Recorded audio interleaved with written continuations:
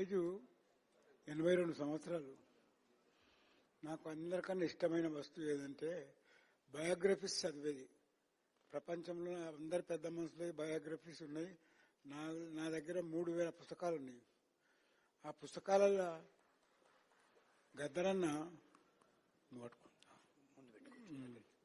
ఆ పుస్తకాలలో ఎంతమంది పెద్ద మనుషులు ఉన్నారో అందరికన్నా మహనీయుడు గద్దర్ గారే. గద్దర్ గారి యొక్క పుట్టుక గురించి చెప్తా.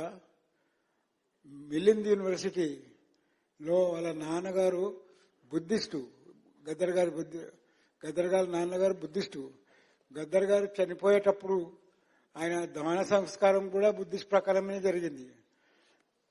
బుద్ధిస్ట్ ప్రకారంగా జరిగిన దానికి ఇప్పుడు ప్రైమ్ మినిస్టర్ నరేంద్ర మోడీ ఆయన యొక్క లైఫ్ ను ప్రేజ్ చేసుకుంటూ ఓ లెటర్ రాశాడు గద్దరన్న ఫ్యామిలీకి.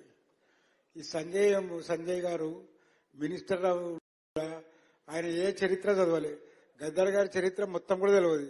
ఆయనకు పద్మశ్రీ వద్దంటాడు. పద్మశ్రీ చాలా చిన్నది, భారతరత్న కూడా చాలా చిన్నది. బాబ్ డైలాన్, పాల్ రాక్సన్, జే గెబరా వీళ్ళందరికన్నా ముందున్నవాడే గద్దర్. గద్దర్కి ఏ అవార్డు అవసరం లేదు, ఆయననే ఒక అవార్డు. ఈ కాలి గోరికి పనికిరారు, గద్దర్ కాలు గోరికి పనికిరారు. అసంటోళ్ళు కామెంట్ చేస్తే మనం పట్టించుకోవద్దు. గద్దర్ గారికి ఏ ప్రైజ్ ఇచ్చినా తక్కువనే. గద్దర్ గారు జీవితాంతం అంబేద్కర్ను అనుకరించాడు. అంబేద్కర్ ఆయన పెళ్ళం పిల్లలను ఎప్పుడు చూడలే. వాళ్ళు రోగాలు వచ్చి భార్య కష్టాలు వచ్చి చచ్చిపోయారు కానీ ప్రజలను మరవలే ఆయన. అదేవిధంగా గద్దర్ అన్న గారు ఆయన ఫ్యామిలీని పట్టించుకోలే. ఫ్యామిలీ అక్క మీద వదిలేసేసి ఆయన ప్రజల గురించే మాట్లాడి ప్రజల గురించే చనిపోయాడు. గద్దర్ అన్న గారు భారతదేశంలో పాడని పాట లేదు. చెత్తకుండి మీద పాట పాడిండు, చీపురుగట్ట మీద పాట పాడిండు, ఆడోళ్ల మీద పాటలు పాడి, మరీ ముఖ్యంగా తల్లుల మీద స్త్రీల మీద ఆయన కాంట్రిబ్యూషన్ ప్రపంచంలోనే పెద్ద కాంట్రిబ్యూషన్ అయినది. అంబేద్కర్ స్త్రీల గురించే మాట్లాడాడు, గద్దర్ స్త్రీల గురించే మాట్లాడాడు. గద్దర్ గారు ఎంత నిజాయితీ, ఎంత సింప్లిసిటీ ఉంటుందంటే ఎవరు కలిసినా కానీ నమస్తే అన్న అంటాడు.